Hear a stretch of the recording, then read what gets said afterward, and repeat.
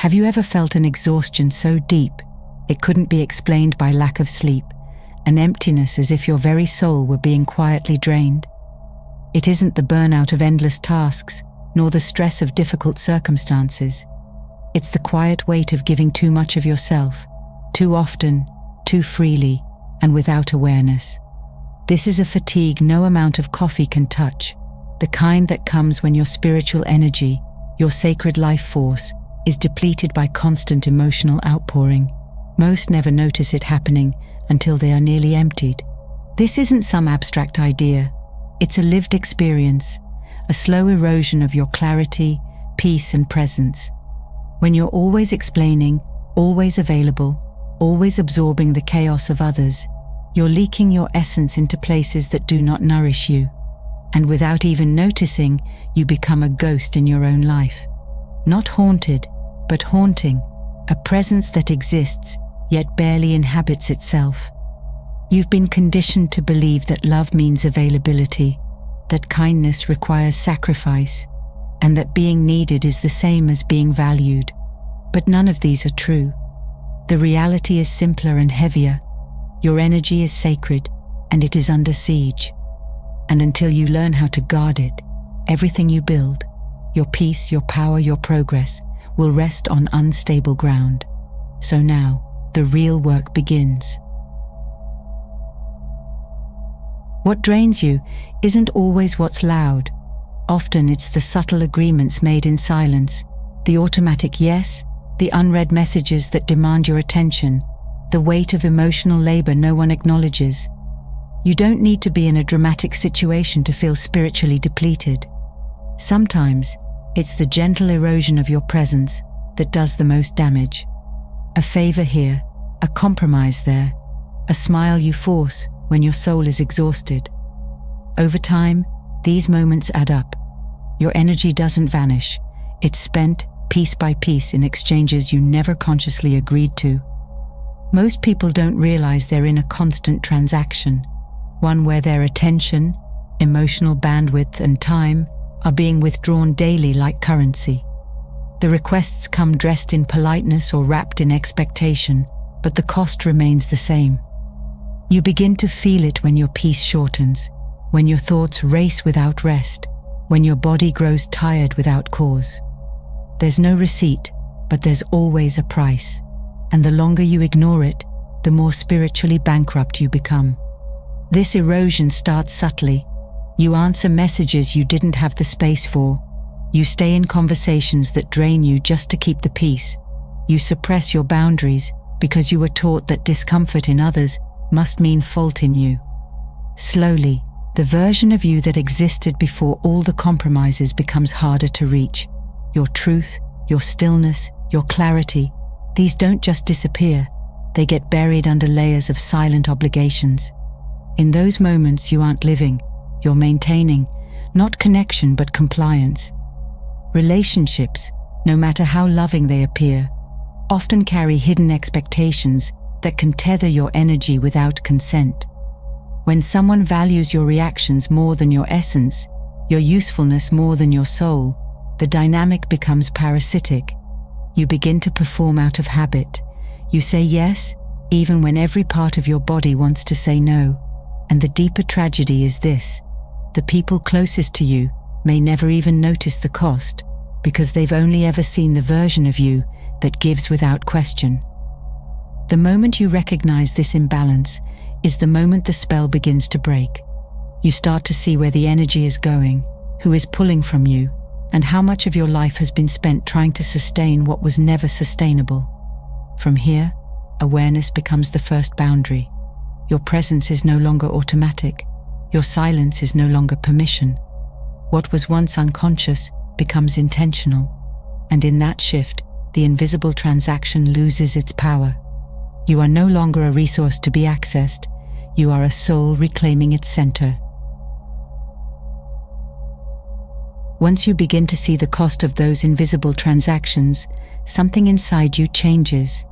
A quiet resolve begins to form, not from anger, but from recognition. You understand that giving endlessly doesn't make you more lovable, it only makes you more invisible. And so, You begin to pull back, not to hurt anyone, but to find yourself again beneath the noise of other people's needs. In that withdrawal, something remarkable starts to happen. The dynamic shifts. Your absence becomes louder than your presence ever was. When you stop showing up on command, the people who relied on your compliance are forced to confront the space where your energy used to live. Some grow restless, others get confused. But you begin to breathe again. Pulling back doesn't mean you no longer care. It means you've chosen to care for yourself first. That shift isn't cold, it's sacred. Your energy is no longer available on demand, and in its place, your clarity begins to take root. The silence you once feared becomes the very thing that rebuilds your strength. Energy that was once constantly moving outward begins to turn inward. Your nervous system, once stretched thin by constant responsiveness, finds a new rhythm. In that stillness, you start to notice what you'd been too busy to feel. Your own desires, your own intuition, your own exhaustion. Pulling back grants you access to the parts of yourself that had been lost in performance. It's not an escape, it's a return. You begin to realize that peace is not the absence of chaos, it's the presence of boundaries. And in that presence, your identity stabilizes. You're no longer just reacting to life, you're choosing how to live it. The power of pulling back is not in the punishment it inflicts on others, but in the alignment it restores within you. People who valued your utility may resist the change. Let them. Their discomfort is not your responsibility. Every time you choose to pause, to withhold your energy from what drains you, you affirm something deeper. Your soul is not here to be consumed. It is here to be honored. The alignment that begins in stillness soon demands protection. Once your energy is no longer leaking into the expectations of others, a new challenge arises, holding that energy steady. It's easy to reclaim your peace in solitude, but true transformation begins when you re-enter the world and resist the pull to give it away again. That resistance isn't about building walls. It's about practicing emotional discipline, choosing when, where, and how your energy flows. Because clarity without consistency is fragile, and peace without boundaries is temporary. Emotional discipline isn't cold or distant. It's presence with intention, the kind of presence that listens without absorbing, sees without reacting, and feels without becoming consumed. Each time you're triggered but choose not to respond out of impulse, you fortify the container of your spirit. You begin to understand that reaction is not strength, it's surrender. Surrendering your energy to whatever or whoever disturbed your center. Discipline, then, becomes your shield, not against life, but against your own habits of self-abandonment. You don't owe a reply to every comment. You don't have to defend yourself just because someone misunderstood you. When your nervous system screams to speak, to explain, to fight back, you pause. In that pause, you reclaim choice. You're no longer moving on reflex, driven by the unresolved emotions of your past. You're standing in the present, aware of the cost of giving yourself away to battles that only want your reaction, not your truth. Emotional discipline is saying, not everything gets to have me. It's also the recognition that not every provocation is personal. Some people project their chaos onto you because they don't know how to hold it themselves. Some conversations are not dialogues. They are traps designed to provoke, not understand.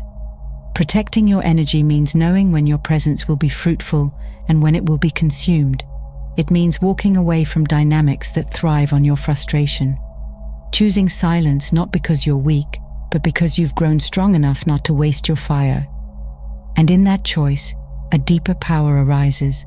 You no longer need to win arguments to feel seen. You no longer need to explain your worth to be valid. Your energy becomes yours again, not just in theory, but in practice. Emotional discipline teaches you to invest that energy where it will grow, not where it will be extracted. Every time you withhold your reaction, every time you stay rooted instead of triggered, you're not just protecting your peace. You're building a life where your spirit leads, not your wounds. Practicing emotional discipline inevitably brings you face to face with the roles you've been performing. As you choose stillness over reaction, space over overextension, what begins to surface is not just peace. It's the realization of how long you've been playing parts to stay accepted. It becomes clear that the pressure to please didn't start yesterday. It started years ago, maybe even in childhood, when being helpful, agreeable, or emotionally tuned in became a way to stay safe, to be liked, to feel needed. And over time, those behaviors hardened into identity. The mask you wear, whether it's the reliable one, the strong one, the selfless one, wasn't born out of deceit. It was born out of necessity. When your authenticity felt like too much, when your needs were dismissed, when your truth was met with discomfort, you adapted. You became what others celebrated, available, dependable, emotionally fluent.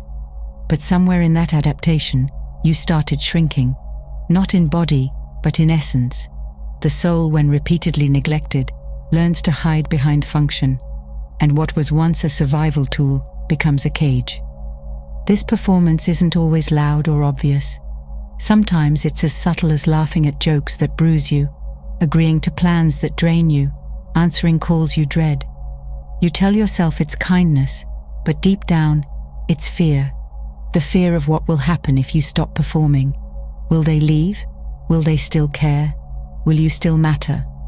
That's the erosion, when you start confusing being needed with being loved, when you offer your energy not as a gift, but as a condition for connection. Eventually, that way of living becomes unsustainable. Your spirit grows heavy under the weight of your own silence. The persona you've built begins to crack, not because you're failing, but because your true self is tired of waiting. Fatigue sets in, not just physical, but emotional, existential. You're surrounded by people but feel unseen. You show up to rooms where everyone knows your role, but no one knows your heart. And that's when the deepest kind of loneliness begins, the kind that happens when you're constantly visible, yet profoundly unknown. This kind of erosion doesn't scream, it whispers. It shows up in restlessness, in the sense that no matter how much you give, it's never enough. It appears in burnout disguised as responsibility, in resentment masquerading as generosity. You begin to question, who am I when I'm not performing? What remains when I stop earning my place in others' lives? And while those questions can be terrifying, they are the gateway to liberation. Because once you start asking, the mask begins to lose its grip. You realize you don't have to be everything to everyone. You only have to be honest with yourself. Reclaiming your spiritual energy requires more than boundaries. It requires truth. A truth that says, I am not here to be convenient. I am not here to hold roles that keep me small. I am not here to perform palatable versions of myself to maintain harmony. You were never meant to disappear into your usefulness. You were meant to be seen, felt, and known in your fullness, even if that means being misunderstood, even if it means being alone for a while. Because the self that emerges when the mask falls is not just authentic, it is whole.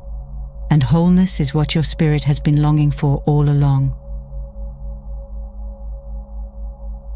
When the mask begins to fall and your real self starts to emerge, everything around you begins to rearrange.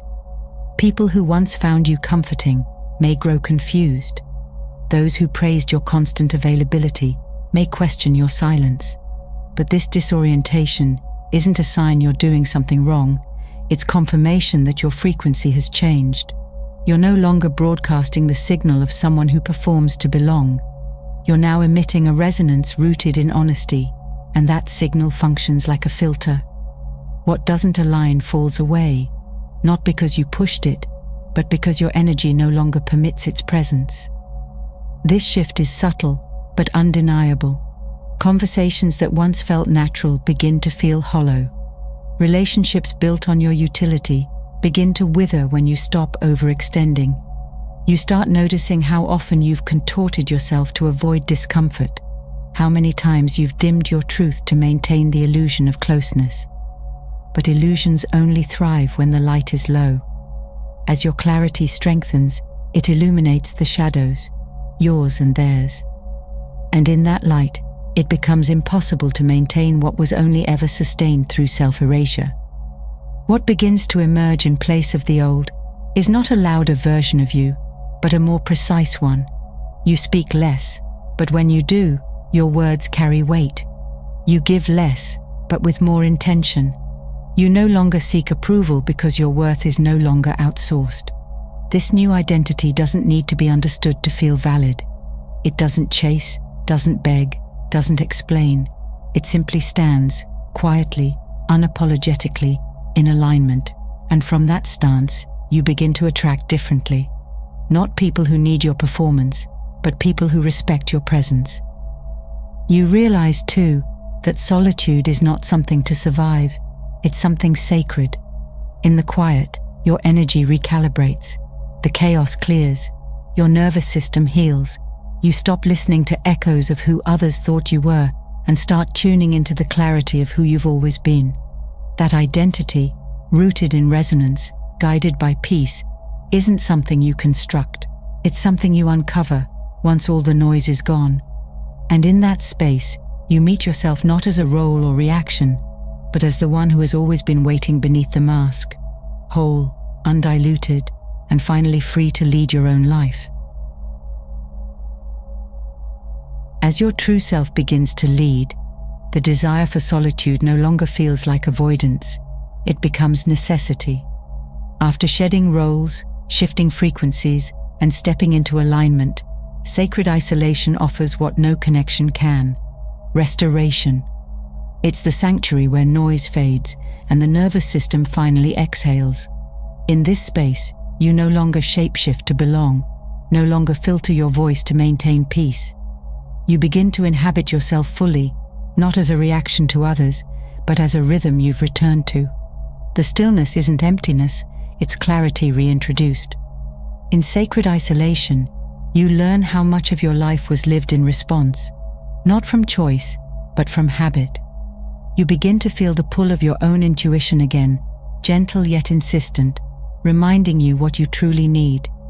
You rest without guilt, disconnect without explanation, and discover that your energy is most powerful when it isn't being constantly negotiated. It's here you stop performing worth and start embodying it. No validation required, no audience necessary, only presence and the quiet, steady rebuilding of your field. And through this reset, you don't just recover energy, you refine it. You begin to notice the subtle patterns that used to drain you, the urgency to respond, the guilt after saying no, the fatigue from overextending. All of it becomes visible in the silence. Sacred isolation gives you distance, not from life, but from the illusions that once distorted it. And with that distance, you come back stronger, not harder, but clearer. You don't need to announce this change, you simply carry it. The world feels different because you're no longer moving through it fragmented. You are whole, and your energy once scattered is now gathered, ready to be used, not wasted. From the clarity that sacred isolation brings, a natural shedding begins. You no longer feel the need to grip what once validated your existence. Letting go stops being a struggle and becomes a quiet decision, an unspoken agreement with your soul to stop carrying what was never meant to be yours. Rebirth doesn't always come with thunder or fireworks. Often it arrives as a deep sigh, a subtle loosening, a moment when you finally whisper, "I don't want to do this anymore," and mean it. That is where the new self begins, not with ambition, but with surrender. Releasing people, patterns and identities that once kept you safe feels like grief, and in many ways it is. You mourn the version of yourself who tolerated discomfort in the name of belonging, who equated chaos with closeness, who worked so hard to be seen without ever truly being known. But beneath that grief is spaciousness. What felt like loss reveals itself as freedom. Your nervous system settles into a new baseline. You no longer wake up bracing for the day. The overthinking softens, and in its place rises a quiet confidence, calm, grounded, and deeply sovereign. This rebirth isn't a performance, it's a frequency. You stop seeking yourself in others and start bringing yourself wherever you go. No longer shaped by approval or fear, you become rooted in your own resonance. You attract what aligns, not by chasing, but by simply being. And what falls away does so, because it no longer has permission to feed on your energy. In its place grows something sacred, a life designed not for survival, but for truth. A life where your spirit leads, not hidden, not compromised, but whole and awake. Your spiritual energy is not infinite. It must be guarded, not just from others, but from the habits that quietly drain it. Protection isn't selfish, it's sacred. Every boundary you set, every silence you hold, every decision you make in favor of your peace is a prayer for your own return. And when you return to yourself fully, you no longer fear losing what was never aligned. You stand clear, calm, and whole, finally free to live a life powered by presence, not performance.